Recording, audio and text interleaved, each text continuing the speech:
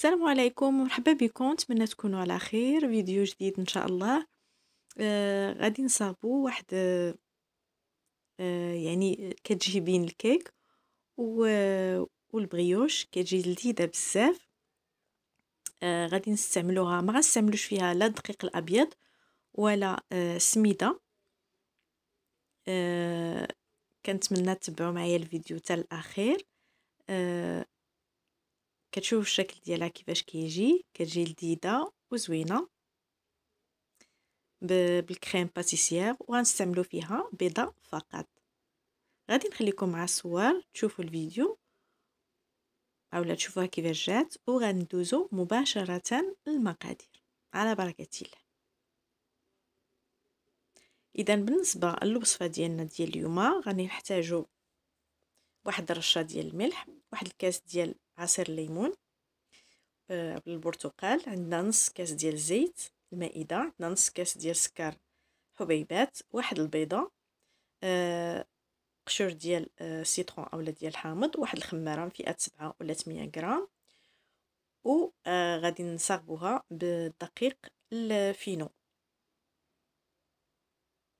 يعني غادي ناخذ واحد الرشيشه ديال الملح، غنضيف لها واحد البيضه بحراره المطبخ بحال ديما،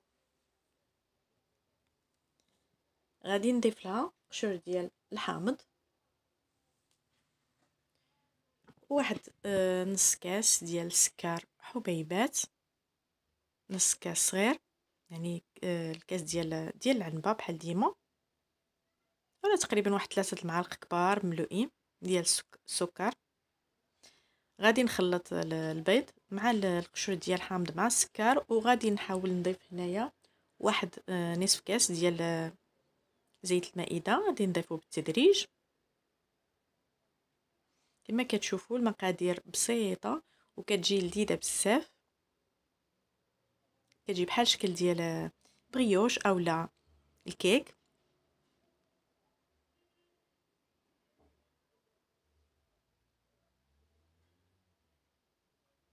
غادي نحركوا المقادير من بعد ما ضفنا واحد نصف كاس ديال زيت المائده، وغادي نضيف واحد الكاس ديال العصير ديال البرتقال بحراره المطبخ. كيف ما كتشوفوا ما غنستعملوش فيها نهائيا لا الحليب ولا مشتقاته، يعني بالعصير ديال البرتقال. وحتى بالنسبه للكريمه اللي غادي نستعملوها يعني في التزيين ديالها، فهو غنستعملوه بالبرتقال، بعصير البرتقال. بالنسبه للدقيق فانا استعملت هنا دقيق الفينو، يعني ما استعملت لا دقيق الابيض ولا سميده، كتجي خفيفه وغزاله في المذاق. بالنسبه للدقيق انا ضفت هنا الكاس الاول، وغادي نضيف معاه واحد الخماره فئه 5 أو 8 غرام. طبعا كنغرب الدقيق مع الخماره، غادي نحرك، مازال غادي نضيف. بالنسبه للدقيق فانا استعملت اولا خدات لي هاد الخليط 2 كيسان ديال الفينو، 2 كيسان يعني مملوئين، زائد واحد المعلقه كبيره. غادي نوريكم من بعد القوام ديالها. هنا مازال غادي نضيف واحد المعلقه، تقريبا معلقه كبيره.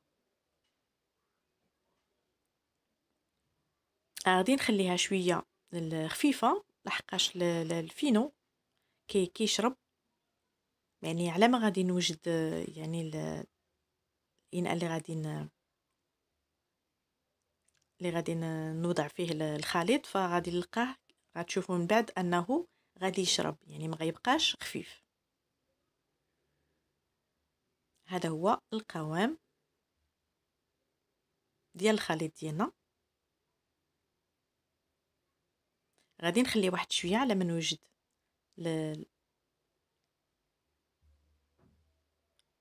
يعني لاطا اولا الاناء اللي غادي نوضع فيه. انا عندي هنايا دائري، دهنته بالزبده ورشيته بالدقيق اولا بالفينو. كما شفتوا هنايا راه شرب، ما بقاش خفيف الخليط.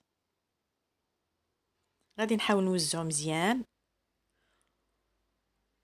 وغادي ندخلو الفرن المسخن قبل واحد 5 ولا 10 دقائق. غادي ندخل يكون متوسط الحرارة يطيب من التحت. اولا قبل ما ندخلو غادي نصاوبلو الكريم باتيسيير. بالنسبه للكريم باتيسيير انا عندي هنايا راني وجدته.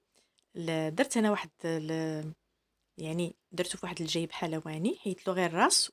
وبالنسبه يعني الخليط ديالو فهو متكون من 2 كيسان ديال عصير البرتقال مع 3 المعالق ديال الكريم باتيسيير، وزدت له واحد تقريبا واحد 2 معالق ديال السكر. درتهم يغلاو فوق النار حتى عقد، وخليته يبرد شي شويه.